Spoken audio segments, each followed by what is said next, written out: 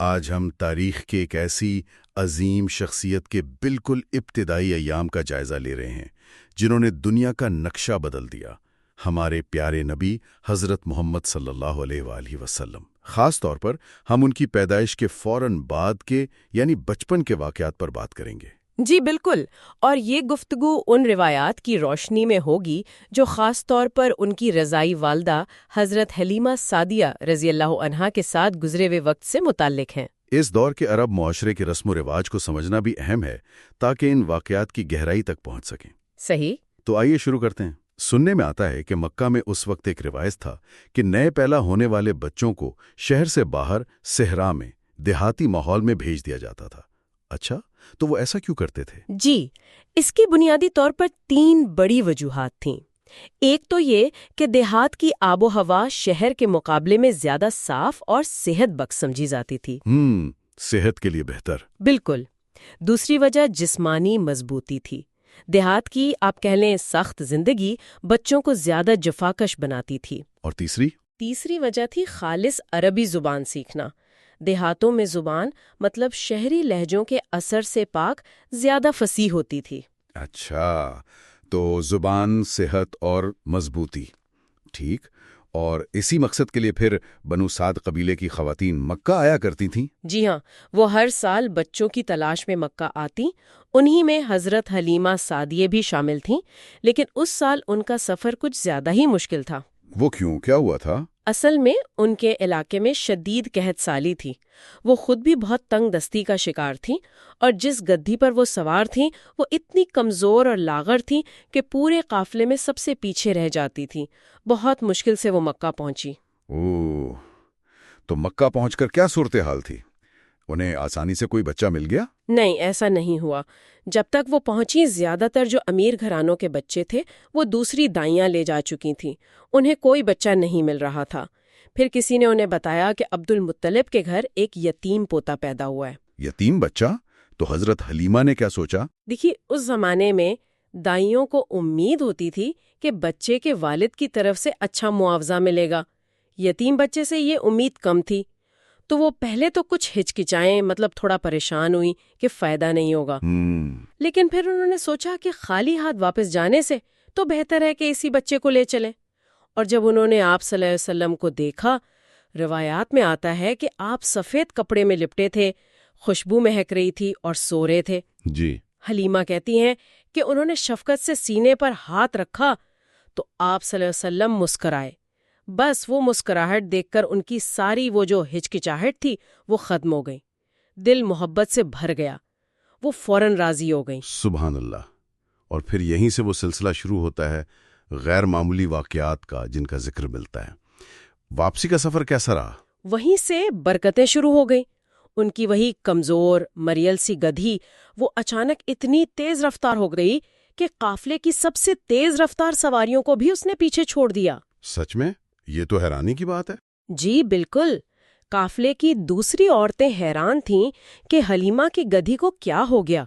وہ پوچھتی تھیں کہ کیا یہ وہی سواری ہے جس پر تم آئی تھی؟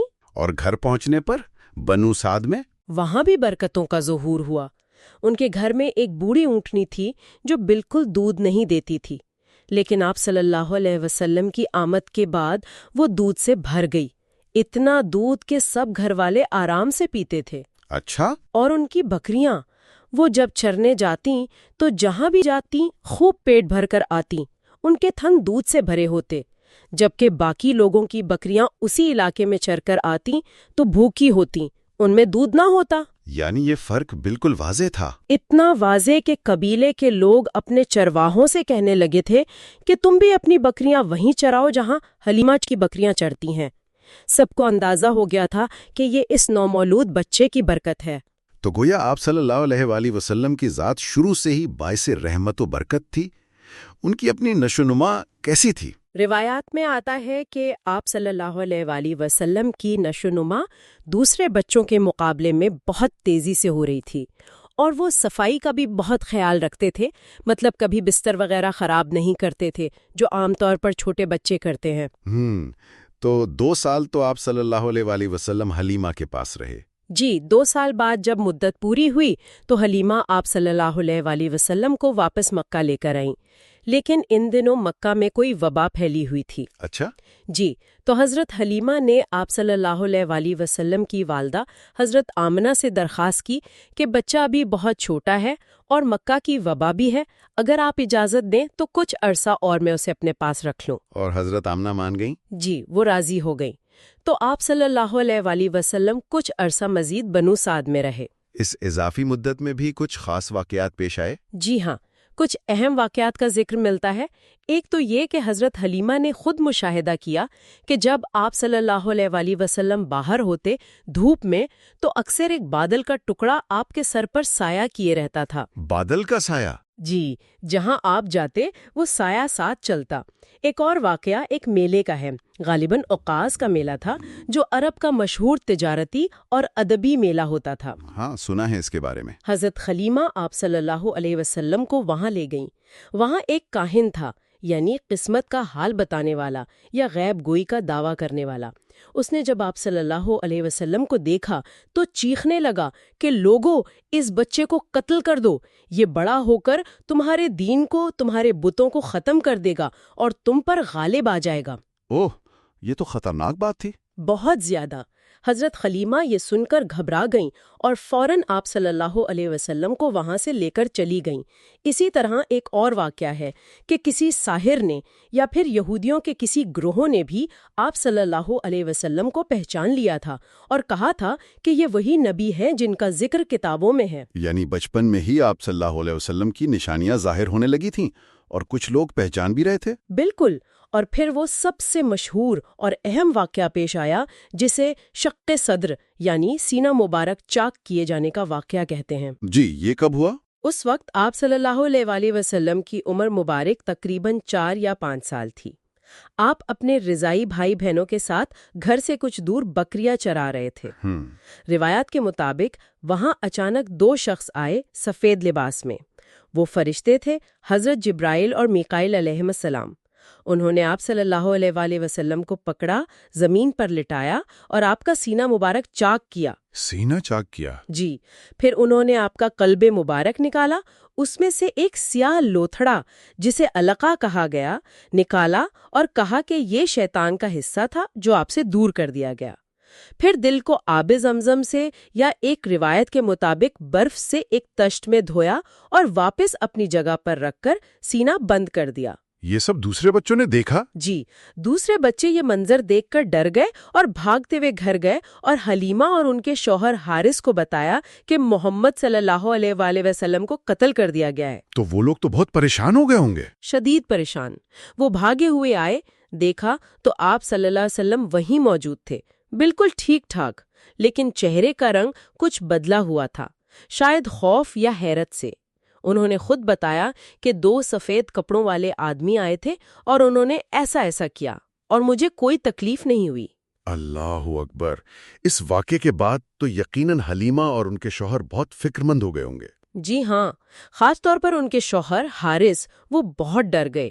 انہوں نے حلیمہ سے کہا کہ مجھے ڈر ہے کہ اس بچے کو کچھ ہو نہ جائے، ہمیں اسے فوراً اس کے گھر والوں کے پاس واپس چھوڑ آنا چاہیے۔ تو وہ پھر آپ صلی اللہ علیہ وسلم کو واپس مکہ لے آئے؟ جی، واپسی کے سفر میں بھی ایک واقعہ پیش آیا۔ حبشہ کے کچھ عیسائیوں نے جو شاید آپ صلی اللہ علیہ وسلم کی نشانیاں جانتے تھے، آپ کو پہچان لیا اور کوشش کی کہ آپ کو چھین کر لے جائیں، لیکن وہ کامیاب نہ ہو سکے۔ اور مکہ پہنچ کر بھیڑ بھاڑ میں آپ صلی اللہ علیہ وسلم کہیں گم ہو گئے۔ اوہو، یہ تو اور پریشانی ہو گئی۔ بہت زیادہ۔ حضرت حلیمہ اور حارث سخت پریشان ہوئے۔ ادھر آپ کے دادا عبد المطلب کو خبر ہوئی تو وہ بھی تلاش میں نکلے۔ ان کے ساتھ ورقہ بن نوفل بھی تھے جو بعد میں نبوت کی تصدیق کرنے والوں میں شامل ہوئے۔ پھر آپ صلی اللہ علیہ وسلم کیسے ملے؟ تلاش جاری تھی۔ اسی دوران ایک واقعہ یہ بھی بیان کیا جاتا ہے کہ کسی نے مشورہ دیا کہ حبل بت سے مدد مانگی جائے۔ عبد المطلب کعبہ گئے اور شاید کسی نے حبل سے سوال کیا۔ جیسے ہی سوال کیا گیا، وہ بت جو کعبہ میں نصب تھا منہ کے بل گر گیا۔ بت گر گیا؟ جی، یہ بھی ایک نشانی تھی۔ آخر کار کسی غیبی آواز یا اشارے سے پتہ چلا کہ بچہ تہامہ کے علاقے میں ایک درخت کے پاس ہے۔ عبد المطلب اور ورقہ وہاں پہنچے۔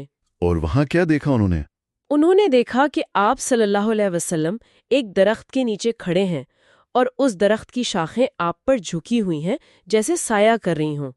عبد المطلب نے آپ کو اٹھایا، سینے سے لگایا اور بہت خوشی خوشی واپس لائے۔ الحمدللہ۔ تو اس کے بعد حلیمہ سعدیہ نے سارا ماجرا، شق صدر والا واقعہ اور دیگر باتیں عبد المطلب کو بتائیں؟ جی، انہوں نے تفصیل سے سب کچھ بتایا۔ عبد المطلب پہلے ہی آپ صلی اللہ علیہ وآلہ وسلم کی شان سے واقف تھے اور ان واقعات نے ان کے یقین کو اور پختہ کر دیا۔ انہوں نے حلیمہ کا شکریہ ادا کیا اور پھر آپ صلی اللہ علیہ وآلہ وسلم اپنی والدہ ماجدہ حضرت آمنہ کی آغوش میں واپس آ گئے۔ لیکن یہ ساتھ بھی شاید زیادہ طویل نہیں تھا۔ نہیں، افسوس، جب آپ صلی اللہ علیہ وآلہ وسلم کی عمر 6 سال ہوئی تو آپ کی والدہ حضرت آمنہ آپ کو لے کر مدینہ گئیں، جسے اس وقت یثرب کہلاتا تھا۔ وہاں آپ کے والد حضرت عبداللہ کی قبر تھی اور آپ کے ننہیالی رشتہ دار بنو نجار بھی وہیں رہتے تھے۔ اچھا، مدینہ گئے؟ جی، وہاں تقریباً 1 مہینہ قیام کیا۔